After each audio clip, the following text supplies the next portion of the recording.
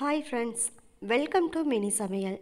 இன்றைக்கி நம்ம சேனலில் நல்ல பஞ்சு போல் சாஃப்டான இந்த கேக்கை வெறும் 1 கப் கோதுமை மாவை வச்சு எப்படி பண்ணுறதுன்னு தான் பார்க்க போகிறோம். இதை செய்கிறதுக்கு மைதாவோ ஓவனோ முட்டையோ இல்லை ஒயிட் சுகரோ எதுவும் தேவையில்லை. வீட்டில் எப்போதுமே இருக்கக்கூடிய குறைவான பொருட்களை வச்சு குறைவான நேரத்தில் நல்ல பஞ்சு போல் சாஃப்டான இந்த கேக்கை நம்ம செய்ய போகிறோம். அது மட்டும் இல்லை, இதில் கோதுமை மாவும் நாட்டு சர்க்கரையும் மட்டும்தான் யூஸ் பண்ணியிருக்கோம். அதனால இந்த கேக்கை பெரியவங்கள்லேருந்து சின்ன குழந்தைங்க வரைக்கும் எல்லாருமே சாப்பிட்லாம். இந்த கோதுமை மாவில் செய்கிற கேக்கை எப்படி பண்ணலான்னு வீடியோக்குள்ளே பார்க்கலாம் வாங்க. அதுக்கு முதல்ல ஒரு மிக்சிங் பவுல் எடுத்துக்கோங்க. அதில் காய்ச்சாத பாலாக 1 கப் அளவுக்கு சேர்த்துக்கோங்க.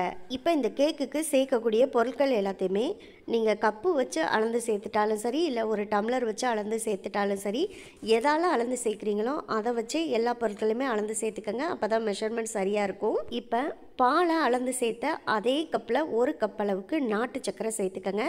பால் எந்த அளவுக்கு சேர்த்திங்களோ அதே அளவுக்கு நாட்டு சர்க்கரை சேர்த்துக்கோங்க. இப்போ பால் நாட்டு சர்க்கரை ரெண்டையும் சேர்த்து ஒரு விஸ்கு வச்சு நல்லா கலந்து விட்டுக்கோங்க. நாட்டு சர்க்கரை முழுமையாக நல்லா கரைஞ்சி வரணும். அதில் கட்டி எதுவும் இல்லாத அளவுக்கு நல்லா கரைச்சி விட்டுக்கோங்க. இந்த கேக்கை பொறுத்த வரைக்கும் நம்ம கோதுமை மாவும் நாட்டு சர்க்கரையும் மட்டும் சேர்த்து பண்ணுறதுனால நம்ம வீட்டில் உள்ள பெரியவங்க கூட தாராளமாக இதை சாப்பிட்லாம். பாருங்கள், இப்போ நாட்டு சர்க்கரை நல்லா முழுமையாக கரைஞ்சிடுச்சு. அந்தளவுக்கு நல்லா கலந்து விட்டாச்சு. அடுத்ததாக இது கூட இப்போ பால் நாட்டு சர்க்கரை ரெண்டையுமே அளந்து சேர்த்த அதே கப்பால் 1/4 கப் அளவுக்கு எந்த ஒரு வாசனையுமே இல்லாத ரிஃபைண்ட் ஆயில் சேர்த்துக்கங்க. இப்போ இந்த ஆயில் சேர்த்ததுக்கப்புறம் ஏற்கனவே நம்ம கலந்து வச்சுருக்க பால் நாட்டு சர்க்கரை கூட சேர்த்து இந்த ஆயிலையும் நல்லா விஸ்கு வச்சு கலந்து விட்டுக்கங்க.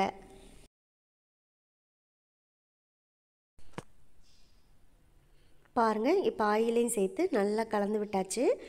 அடுத்ததாக இது கூட 1 கப் அளவுக்கு கோதுமை மாவை நல்லா சல்லடை வச்சு சலிச்சிட்டு சேர்த்துக்கங்க. நான் ஏற்கனவே கோதுமை மாவை சலித்து எடுத்து வச்சுருந்ததுனால டைரெக்டாக அப்படியே சேர்த்துட்டேன். இப்போ நம்ம சேர்த்துருக்க கோதுமை மாவையும் நல்லா ஒரு விஸ்கு வச்சு கலந்து விட்டுக்கோங்க. நல்லா ஒரு 2-3 நிமிஷத்துக்கிட்ட விடாமல் விஸ்கு வச்சு கலந்து விட்டிங்கன்னா கட்டி எதுவுமே இல்லாத அளவுக்கு நல்லா கரைஞ்சி வந்துடும். இப்போ பாருங்கள், கட்டி எதுவுமே இல்லாத அளவுக்கு அடுத்த ஒரு 2-3 நிமிஷத்துலேயே நல்லா கரைச்சி விட்டாச்சு. இப்போ உங்களுக்கு பார்க்கும்போதே தெரியும் இந்த மாவில் எந்த ஒரு கட்டியுமே இல்லை.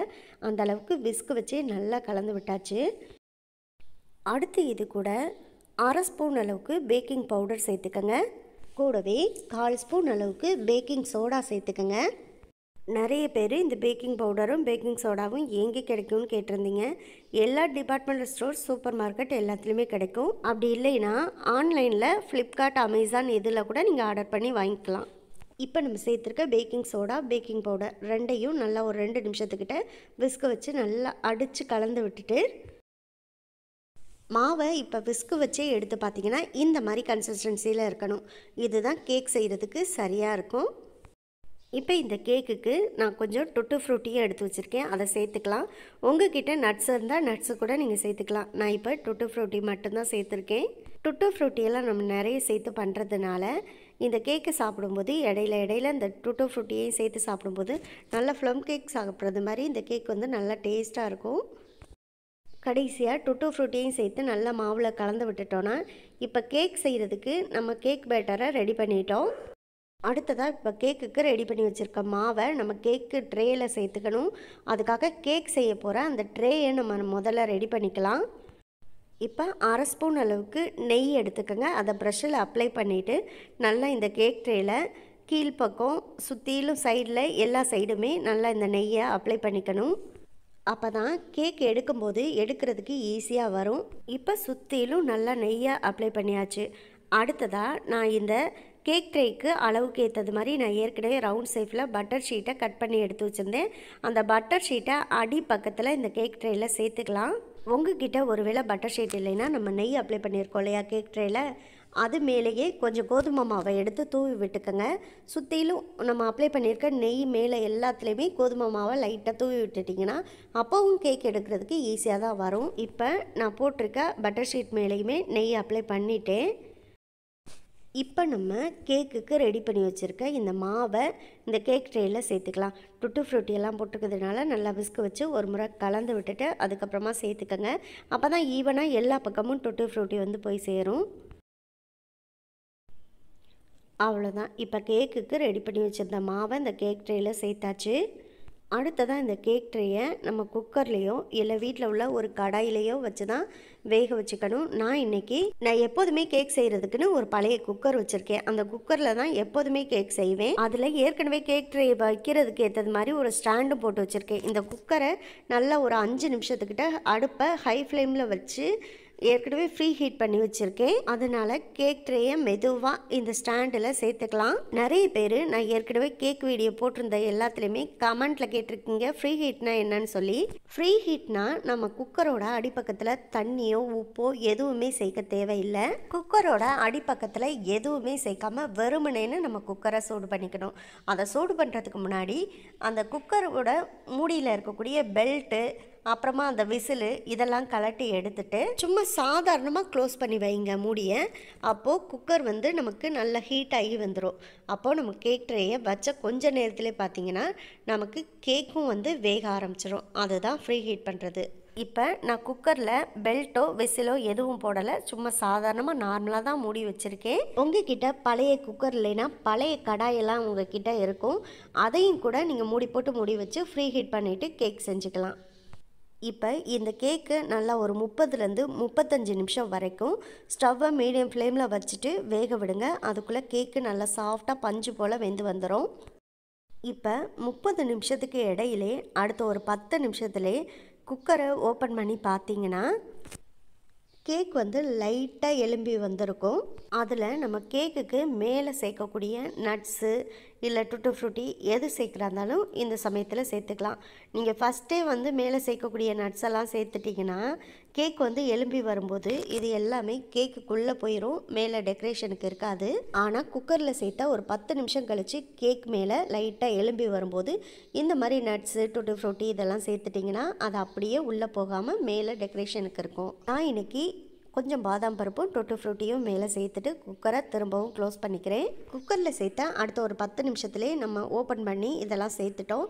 அதனால் அடுத்த ஒரு 20லேருந்து 25 நிமிஷம் வரைக்கும் நல்லா கேக்கு வேகட்டும். அதுக்கப்புறமா ஓப்பன் பண்ணி பார்க்கலாம். இப்போ ஒரு 25 நிமிஷத்துக்கிட்ட ஆச்சு. குக்கரை ஓப்பன் பண்ணி பார்க்கலாம்.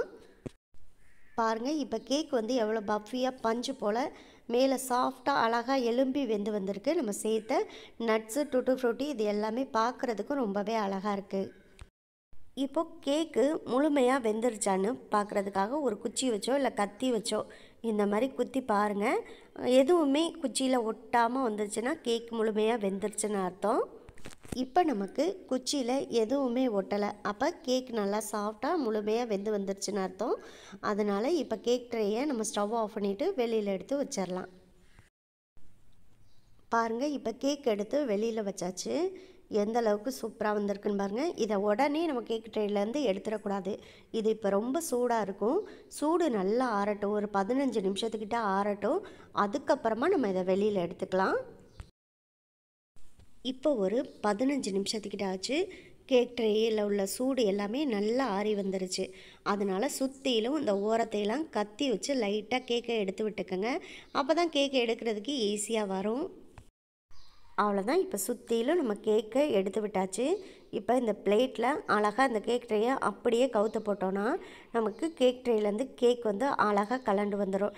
லைட்டாக அடி பக்கத்தில் இந்த மாதிரி கை வச்சு தட்டி விடுங்க. அப்போ ஈஸியாக கேக் வந்து நமக்கு கலண்டு வந்துடும். இப்போது மெல்ல கேக் ட்ரேயை தூக்கி பார்க்கலாம். பாருங்கள், எவ்வளோ சூப்பராக கேக் வந்து அழகாக கேக் ட்ரேலேருந்து சுத்தர ஒட்டாமல் எந்த அளவுக்கு கலண்டு வந்திருக்குன்னு பாருங்கள். நம்ம இப்போ வந்து அடியில் போட்ட பட்டர் ஷீட் கூட அந்த கேக்கோடு தான் இருக்குது. இதை மெல்ல எடுத்துக்கலாம். நம்ம பாருங்கள், இந்த கேக்கு எவ்வளோ சூப்பராக வந்திருக்கு. இது பார்க்குறதுக்கும் ரொம்ப அழகாக இருக்கும். அதே சமயத்தில் சாப்பிட்றதுக்கும் நல்லா சாஃப்டாக பஞ்சு போல் இருக்கும். இப்போ நான் இந்த கேக்கை ஒரு ஒயிட் பிளேட்டுக்கு மாற்றி வச்சுருக்கேன். பாருங்கள், அமுத்தி காமிக்கும்போது உங்களுக்கு எவ்வளோ இந்த கேக்கு சாஃப்டாக இருக்குன்னு பார்க்கும்போதே தெரியும். இதை நான் இப்போ உங்களுக்கு கட் பண்ணியும் காமிக்கிறேன். அவ்வளோதான், பஞ்சு போல் சாஃப்டான கோதுமை கேக்கை நம்ம ரெடி பண்ணியாச்சு. இந்த வீடியோ உங்களுக்கு பிடிச்சிருந்தா இந்த வீடியோவை லைக் பண்ணி நம்ம சேனலை சப்ஸ்கிரைப் பண்ணிக்கோங்க. சப்ஸ்கிரைப் பண்ணும்போது பக்கத்தில் உள்ள பெல் ஐக்கானையும் கிளிக் பண்ணி வச்சுக்கோங்க. அப்போ தான் நான் போடக்கூடிய குக்கிங் வீடியோ எல்லாமே உடனுக்குடனே உங்களுக்கு வந்து சேரும். இந்த வீடியோ பற்றின கருத்துக்கள் ஏதாவது இருந்தால் கமெண்ட் பாக்ஸில் சொல்லுங்கள். அதே போல் உங்கள் ஃப்ரெண்ட்ஸ் அண்ட் ரிலேட்டிவ்ஸ் எல்லாருக்கும் ஷேர் பண்ணுங்கள். இதே போல் அடுத்தடுத்து நல்ல நல்ல வீடியோவில் சந்திப்போம். ஓகே, பாய்.